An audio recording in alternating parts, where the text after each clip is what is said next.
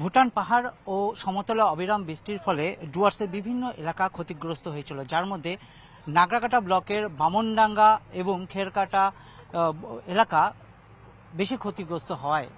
এখানকার যে একটি পুল ছিল গাঠিয়া নদীর উপরে, সেটাও ভেসে যায়, যার ফলে সম্পূর্ণভাবে যোগাযোগ বিচ্ছিন্ন হয়ে পড়েছিল এই এলাকা।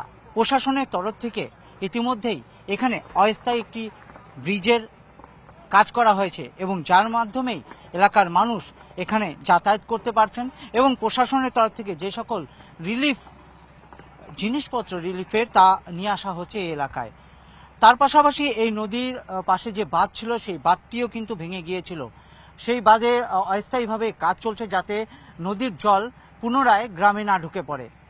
আর এই কাজ হওয়াতেই খুশি সাধারণ মানুষ, কারণ ধীরে ধীরে ছন্দে ফিরছে বামনডাঙ্গা, খেরকাটা এবং টন্ডু বস্তি এলাকার মানুষের জীবন।